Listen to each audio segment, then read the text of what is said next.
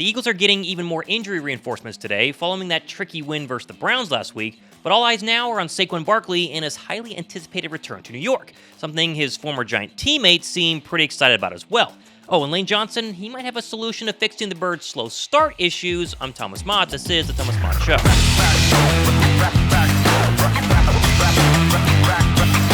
Well, I guess it's finally Giants week, where the focus is obviously on Saquon Barkley and his return to MetLife Stadium. Although it's Mekhi Becton with maybe the quote of the week already, saying, quote, "I don't want to play in that blanky stadium. It's bad. Everything is just bad about that stadium." Which, honestly, we can all agree on. It's a terrible stadium, but this season, it has featured a much better Giants team than I originally expected, especially on defense with that front four that leads the league in sacks and will put a heavy emphasis on attacking new left tackle Fred Johnson, who officially is filling in for Jordan Mailata over the next couple of games. For what it's worth, though, Johnson sounds pretty confident in his preparation for what's going to be a heavy dose of Brian Burns on Sunday. They're good. They're a good defensive front. They're good. Brian Burns made a name for himself doing what he does best, and he's been highly compensated for it. And Dexter Lawrence is having himself a year, and you just got to go in and be prepared for anything. Be prepared for whatever and try to prove people wrong.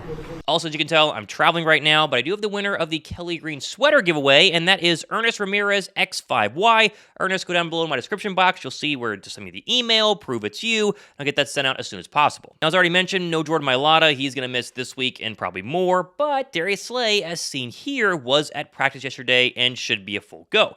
While fans are obviously still up and down on the Pro Bowl cornerback, it's going to be all hands on deck trying to slow down Giants' new superstar wide receiver Malik Nabers, who was also back at practice, again shown here, following 2 weeks off with a concussion, and again, he's expected to be a full go versus the Birds, which gives us a great opportunity to see round one of Quinyon Mitchell versus Malik Nabers in a young matchup that's going to be probably many years in the making. My money's on Q, though, as he's currently the second best cornerback in the entire league in completion percentage allowed, and his teammates as well, they're pumped to see him compete versus fellow first-round draft pick.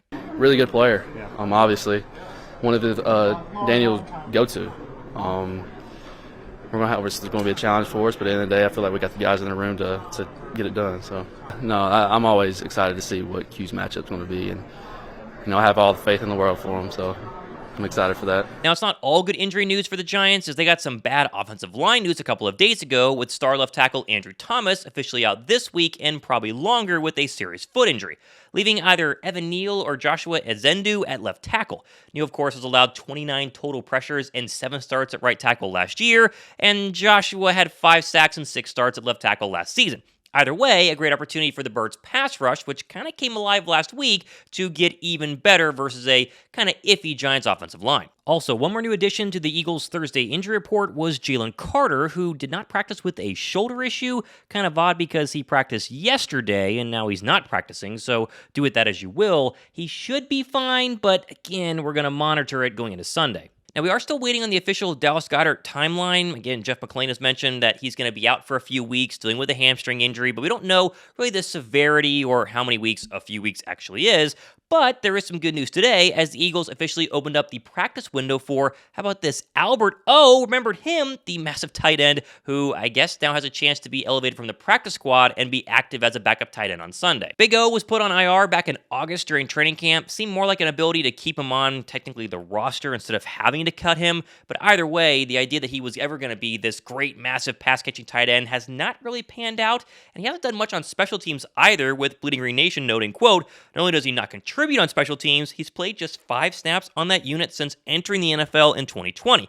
He has pass-catching ability in theory, but he's failed to show really much of any of that in regard to during offseason practices. I think just like last week, you're going to expect Grant Kekatera to be your number 1 tight end. He seemed pretty ready. He was pretty good in that Browns game. He'll get the bulk of the touches. Doesn't mean they won't activate Alberto. Remains to be seen the next couple of days. But I'll just add Alberto to my list of Sidney Brown, Anai Smith, and now Big O as potential Eagles who maybe could do something in the future. Now, of course, the big story this week has to be Saquon Barkley's return to New York and the expected revenge game versus the team that thought, at least during the offseason, he wasn't worth the money. Which, honestly, I think has already burned the Giants, as Barkley has more rushing yards than the 2 starting running backs combined right now for Big Blue. Still, though, Barkley's trying to approach this as just another game, as you would expect, and kind of also walk back the "they won't boo" comments he had earlier on this week. Overall, I think a good answer here on Barkley's return to New York.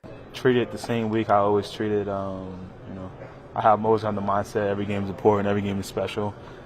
You never know when your last one's going to be. But, yeah, obviously there's some history there for sure, especially going back there. It'll be interesting. So I don't have an exact answer. I'll probably have a better answer later on in the week. Is it a fun challenge for you to kind of figure out how it's going to go this week and how it's going to be on game day? No, I wouldn't say that. I'm more of like, I don't know. I think it's more of like the balance of how I want to attack it. Like, obviously, be locked in and focused, but don't want to make it more than what it's not. I've done that before, and I ain't like the outcome of that. So just, it's going to be a fun environment. It's football. I love being part of stuff like that, and especially being part of the history of these two teams going against each other, especially in this division. It's a big game, so I'm excited for that. Do you have an expectation what the fans might do? I mean, I guess I said I don't expect to get booed, and I was meaning more of like it's the game is this rivalry is so much bigger than what happened in the offseason between me and the Giants or Hard Knocks. Like, this has been going on for a very long time, so I've been on the other side, and I know how Giants fans feel. So I don't know what the environment is going to be like, but I'm excited. As a player, as a competitor, you kind of welcome those environments and those moments. So whoever it is, hopefully it gives me a little extra juice and I can go out there and perform and help my team win. Still, it's not all friendly, as Giants all-world defensive tackle and maybe the best player on their entire team, Dexter Lawrence, he was asked about Saquon and said, listen, appreciate everything he did, but it's going to be a battle versus 2-6 on Sunday. Honestly, I think he did a lot of good for this organization. But we got some tough fans, and they're gonna bring him in however they feel is right by them. I appreciate what he did for this organization and who he was as a teammate and a person to me, most importantly. But Sunday is war, and he knows that. Giants front four has been fantastic, but right now they're about middle of the pack, 15th in rushing yards per game allowed. And after a very slow start to last week for Saquon, easily his worst game in Eagles green, I'm expecting a really early and heavy dose of 2-6 to maybe get the running game going to open up the play action pass down the field. Oh, and speaking of getting going early, remember Lane Johnson's whole constipated comments when asked about the Birds' slow start last week? Well, they've sparked kind of a broader discussion the past few days as to why the Birds' offense can't seem to fast start or even score early in the first quarter this season. Play calling, maybe it's scheme, players, effort, honestly, who knows what's going wrong. But Hurts and Lane Johnson, they sound pretty eager to fix all the main issues. Yeah, I think that's, you can obviously have a game plan, but, a lot of stuff changes. When you get to the game, they're going to show you looks that you haven't practiced. And so, I think the adjustments on the sideline, just as important, maybe more important than what game plan you have. So, yeah, it's definitely something we're addressing. I think we do some good stuff when we're running tempo and run our, hurry-up offense. So, all things considered, we're going to push the envelope and try to get that fast start this week. And make it more sense of urgency for us. So that's really it. I just think it's an operation thing. Everybody has to move with urgency. And I'll have to be on the same page. I think that's part of the navigation process that I've talked about, just with the new pieces we have on the team and on my coaching staff. So everybody being on the same page and how we want to attack. Oh, also, quick update on the whole Hassan Reddick situation. I mentioned it on my last show that Philadelphia is now going to get a second-round draft pick if Reddick is sent to an NFC team.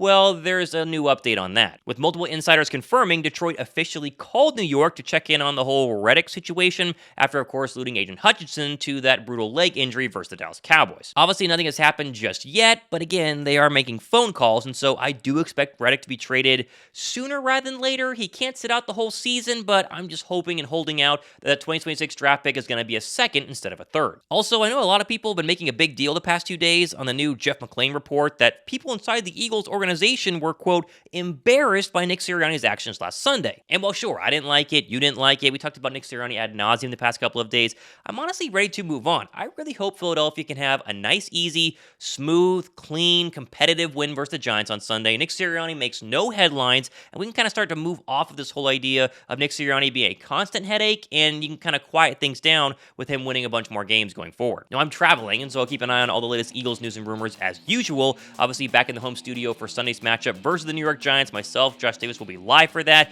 Give me your score predictions down below in the comment section, and of course, hit the thumbs up button and subscribe. I'm Thomas Mott. This has been the Thomas Mott Show.